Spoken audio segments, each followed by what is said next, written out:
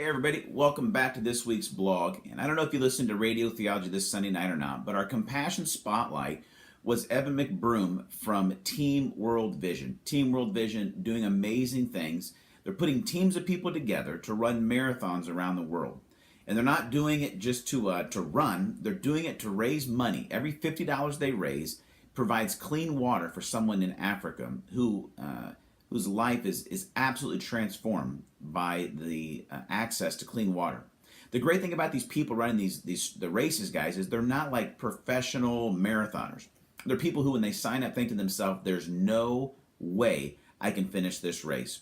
They come together, they train together, they encourage each other, they spur one another on to not give up. And the stories of people crossing the finish line and finishing these races, it was so inspiring, and I was so glad we were able to share it with you guys Sunday night.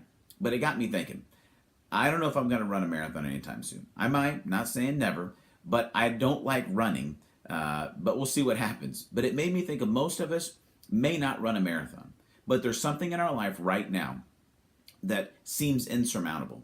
There's something that seems like a marathon to us, and we're standing at the starting line right now thinking to ourselves, I don't know that I can finish this race. All we can see is the fear and the doubt and the questions and the challenge. Well, if that's you today, here's what I want to encourage you with. I remember years ago reading a book by Stephen Covey, and he's taught me this principle: to begin with the end in mind. And I think it's a great concept, and I've had to do it multiple times in my life to get to the place where I say, you know what? This is the goal I have, but let me stop and let me cast a little vision for myself of what it will look like, what it will feel like to get to that goal. And if I can begin with the end in mind, it will guide me through this process. So let's cast a little vision for your life. Maybe the marathon for you is putting your marriage back together.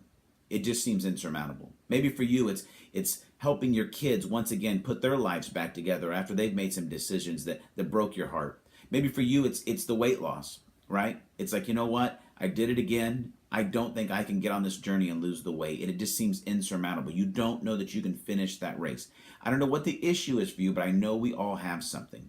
And is if you could begin in the end in mind and think to yourself, man, what would it be like 2 years down the road to experience a loving, whole, and joyful marriage?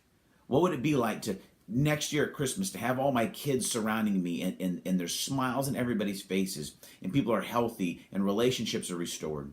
Imagine what it would be like maybe next Christmas, right? That when you're going shopping for a new Christmas outfit, you know what? You're finally wearing those size 32 jeans. You're finally a size 6 again. I don't know what it is, but think about that moment. And if you can begin with the end in mind, it may shape your ability to start this race. It makes me think of the Apostle Paul's words in 2 Timothy 4:7 when he says, he's right at the end of his life, and he says, I have fought the good fight, I have finished the race, I have kept the faith. It must have been an amazing thing for him to be able to say that, knowing that he had poured so much into his life, into the cause of Christ, and seen so many great things happen, but to get to the end of it and say, you know what, I did it. I fought the good fight. I finished that race. I have kept the faith. I want that for you, and I know you want it for yourself. And here's 3 things I want you to do to be able to move forward, to be able to start this race, whatever it is in front of you. The first thing is this: don't give up.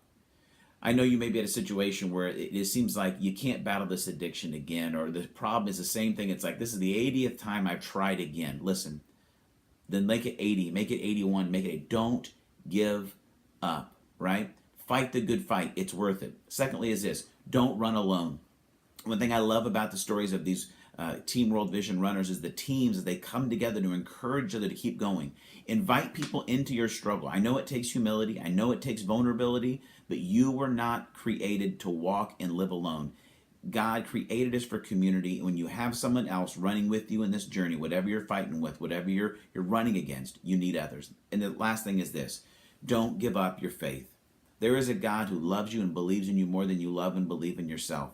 And he will never leave you, and he will never forsake you. He will run this race with you every step of the way. Don't give up, right? Keep fighting. Don't run alone, and don't give up your faith. You can do this. I really believe it. And I can't wait to hear the stories back from you of the day where you've crossed the finish line in this race and say, you know what? I didn't give up. I fought the good fight. I finished this race. I didn't give up the faith. I believe in you. You can do it. God believes in you. Now it's time for you to start believing in yourself. Have a great day.